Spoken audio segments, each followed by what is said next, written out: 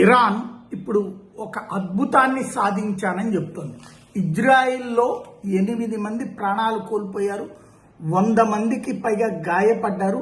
అరాద్ అనేటటువంటి ప్రాంతం, అరాద్ అనేటటువంటి ప్రాంతం దక్షిణ ఇజ్రాయెల్ దగ్గర ఉన్నటువంటి ఈ ప్రాంతం మీదన ఇరాన్ చేసినటువంటి మిస్సైల్ దాడిలో కొన్ని మిస్సైల్ ఎయిర్ డిఫెన్స్ సిస్టమ్ని దాటుకుని వెళ్ళి ఆ ఊరు మీద పడటం, అక్కడ పెద్ద ఎత్తున దెబ్బ తగలటంతో తాము ఐరన్ డోమ్ను కూడా జయించామని చెప్పి ఇక్కడ సంబరాలు చేసుకుంటున్నారు. కాకపోతే విచిత్రం ఏంటంటే గతంలో కూడా ఇట్లా జరిగినాయి, ఐరన్ డోమ్ని దాటుకుని వెళ్ళి. అయితే 100 మిస్సైళ్లు పంపిస్తే ఒక 2 3 వెళ్తేనే విజయం సాధిస్తే, ఇజ్రాయెల్ 100 మిస్సైళ్ళు వదిలితే 100 మిస్సైళ్లు వచ్చి దాడి చేస్తున్నాయి.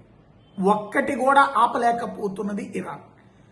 కానీ అంతర్జాతీయంగా మత పిచ్చతో కావచ్చు, అమెరికా మీద ద్వేషంతో కావచ్చు, లేదా మన దేశంలో మోడీ మీద ద్వేషం కూడా తీసుకెళ్లి అంతర్జాతీయ వ్యవహారాలు తీసుకొస్తారు. కాబట్టి వాళ్ళు మాత్రం ఈ కాన్సెప్ట్ గొప్పదని ప్రచారం చేస్తున్నారు. బట్ ఒక దెబ్బ అయితే తగిలింది ఇజ్రాయెల్కి.